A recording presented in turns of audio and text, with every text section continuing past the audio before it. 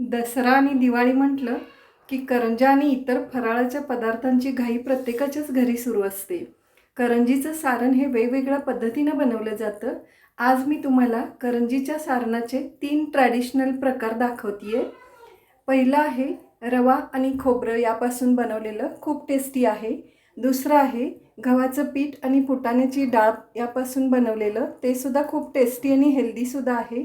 आणि तिसरं आहे राळ्याचे तांदूळ यापासून बनवलेलं, गूळ आणि तीळ आणि राळ्याचे तांदूळ तिन्हीही कॅल्शियम रिच आहेत, नॅचरल सोर्स आहे कॅल्शियमचा.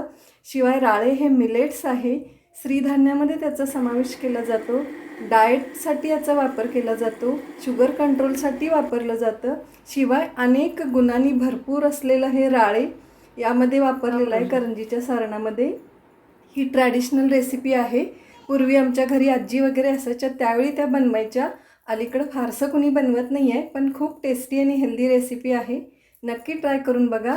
सगळ्यात महत्त्वाची टीप, कोणत्याही सारणासाठी रवा असू दे किंवा गव्हाचं पीठ असू दे,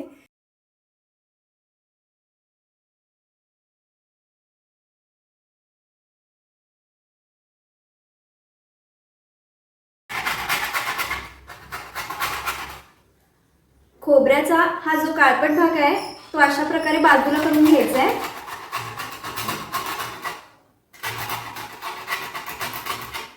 मार्केटमध्ये आपल्याला डेसिकेटेड कोकोनट पण मिळतं, पण ते फार दिवसाचं पॅकिंग असतं, त्यामुळे ते वापरायचं नाही आहे. आपल्याला फ्रेशच कोकोनट वापरायचं आहे. फ्रेश बनवा, फ्रेश खा आणि फ्रेश राहा.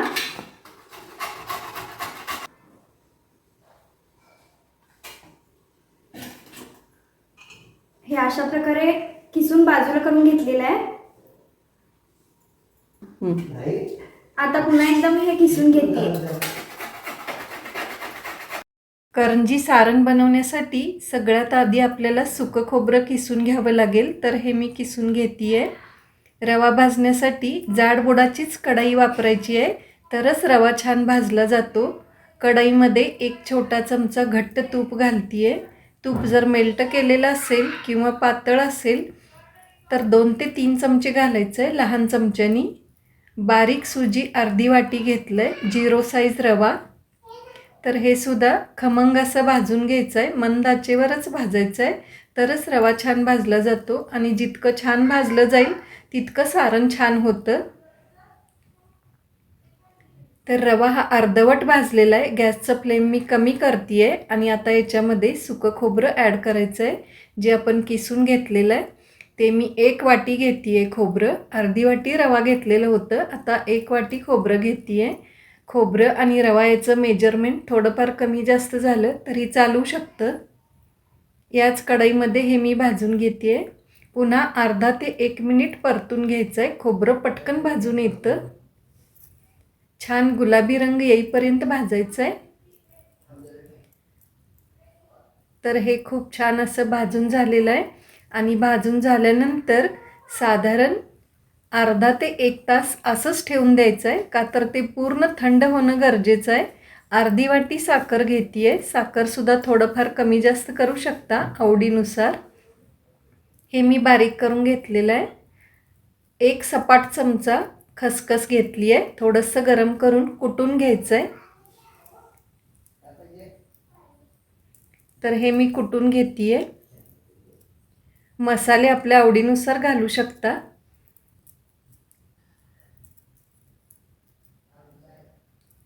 पाव चमचा वेलची पूड घालते आहे. हवं तर जायपत्रीसुद्धा घालू शकता आवडत असेल तर. तर हे छान मिक्स करून घ्यायचं आहे. आणि सारण पूर्ण थंड झाल्यानंतर त्याच्यामध्ये साखर मिक्स करायची आहे. साखरसुद्धा टेस्ट करून मिक्स करायची आहे, कमी जास्त बघून मगच मिक्स करायची आहे. तर खूप छान असं हे तयार झालेलं आहे. अजून थोडंसं साखर मी घालते आहे, त्यातलंच साखर मी ठेवलं होतं, पण थोडंसं अजून घालते आहे. तर खूप छान असं सारण तयार झालेलं आहे. रवा आणि खोबऱ्याचं सारण ट्रॅडिशनल पद्धत आहे. रेसिपी आवडली तर लाईक करा, शेअर करा, सबस्क्राईब करा. गव्हाचं पीठ आणि फुटाणे डाळ यापासून हे सारण बनवते आहे. पीठ थोडंसं जाडसर दळून घेतलेलं आहे आणि चाळूनसुद्धा घेतलेलं आहे. वर कोंडा निघतो तो बाजूला काढायचा आहे. तर 1 वाटी गव्हाचं पीठ घेतलेलं आहे. जाड बुडाच्या कढईमध्येच हे भाजून घ्यायचं आहे. 1 छोटा चमचा घट्ट तूप घालते आहे. तूप जर पातळ असेल तर 2 ते 3 चमचे घालायचं आहे. गव्हाचं पीठ भाजून घ्यायचं आहे. खमंग असं मंद आचेवर छान भाजून घ्यायचं आहे. पीठ जितकं छान भाजलं जाईल तितकं छान सारण तयार होतं. साधारण 5 ते 7 मिनटं लागू शकतात पीठ भाजण्यासाठी, का तर आपल्याला मंद आचेवरच भाजून घ्यायचं आहे. कलर चेंज नाही होऊ द्यायचा आहे. पूर्ण भाजून झाल्यानंतर थोडासा कलर चेंज होतो, पण पीठ करपू नाही द्यायचं आहे. तर हे खूप छान असं भाजून तयार झालेलं आहे. आता हे थंड करून घ्यायचं आहे. 1 वाटी फुटाणे डाळ घेतली आहे, रोस्टेड चना डाळ. हे मिक्सरला बारीक करून घेते आहे. तर हे छान असं बारीक झालेलं आहे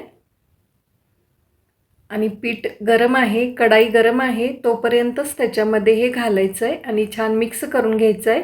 म्हणजे ते सुद्धा थोडंसं गरम होतं. ते भाजण्याची गरज नाही आहे आपल्याला, का तर ते भाजलेलेच असतात डाळे. तर हे पूर्णपणे थंड होऊ द्यायचं आहे.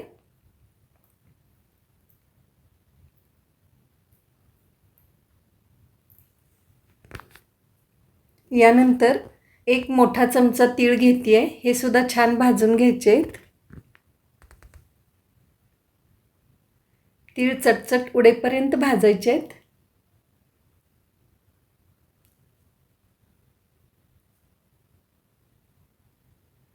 आणि आता 1 वाटी खोबरं घेतलं आहे, किसलेलं सुकं खोबरं आहे. 1 वाटी आपण गव्हाचं पीठ घेतलं होतं, त्याच्यासाठी 1 वाटी खोबरं घेतलं आहे. गव्हाचं पीठ, खोबरं याचं मेजरमेंट थोडंफार कमी जास्त झालं तरी चालू शकतं. आणि साखर आपल्या आवडीप्रमाणे घ्यायची आहे, कमी जास्त करू शकता. खोबरंसुद्धा गुलाबी रंग येईपर्यंत भाजून घ्यायचं आहे. तर हे छान भाजून झालेलं आहे खोबरं. कलर थोडासा चेंज झालेला आहे. याच्यामध्ये तीळ घालते आहे आणि पाव चमचा वेलची पूड. पीठ थंड झाल्यानंतर त्याच्यामध्ये ॲड करायचं आहे. हवं तर गूळ आणि सुंठसुद्धा घालू शकता, फ्लेवर वेगळं येतं, ते सुद्धा छान लागतं. अर्धी वाटी साखर घेतली आहे. जास्त गोड आवडत असेल तर अजून थोडं घेऊ शकता. हे सुद्धा मी बारीक करून घेतलं आहे आणि थंड झालेल्या या पिठामध्ये साखर घालायची आहे. हे सुद्धा मी कमी जास्त टेस्ट करून घालते आहे, एकदम नाही घालायचं आहे.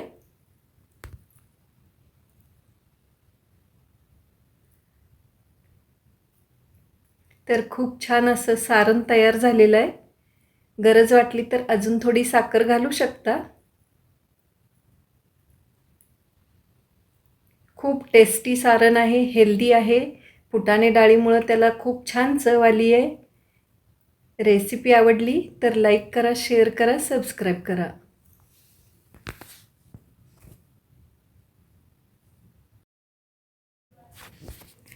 राळ्याच्या तांदळापासून करंजी सारण बनवते आहे. ट्रॅडिशनल रेसिपी आहे, हेल्दी आणि टेस्टीसुद्धा आहे. 250 ग्रॅम राळ्याचे तांदूळ घेतलेत,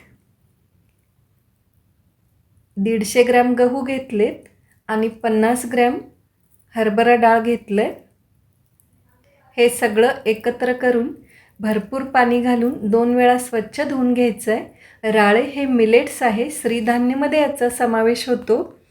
हेल्दी आहे, कॅल्शियम रिच आहे, त्याच्यामुळं बोनचं हेल्थसुद्धा चांगलं राहणार आहे. डाएटसाठी वापरलं जातं, शुगर कंट्रोलसाठी सुद्धा वापरलं जातं.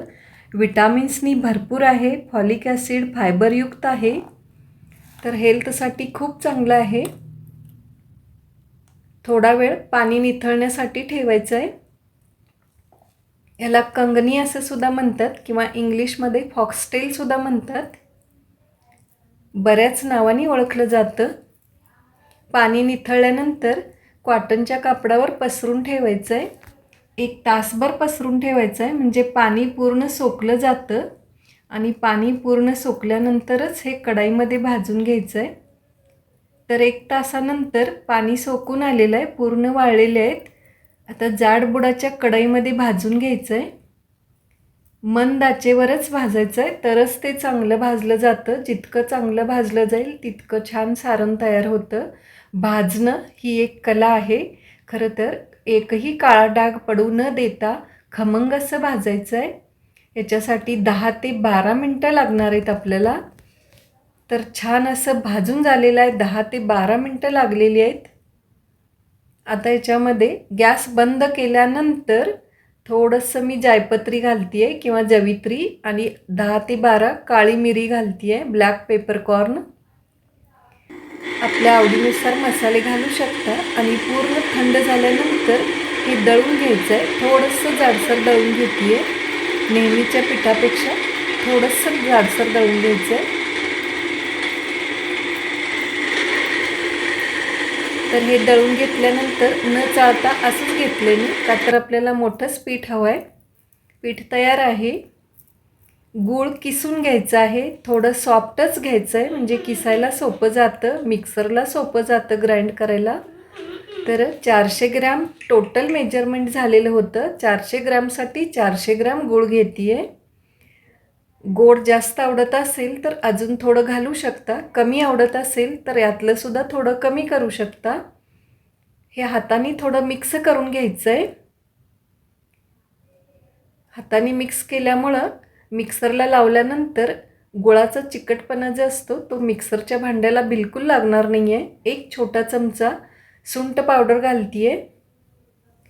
गूळ घालत असाल तर सुंठच घालायचं आहे. साखर घालत असाल तर वेलची पूड घालू शकता. आता हे पुन्हा एकदा मिक्सरला ग्राइंड करून घ्यायचं आहे थोडंसं, म्हणजे गूळ छान मिक्स होतं.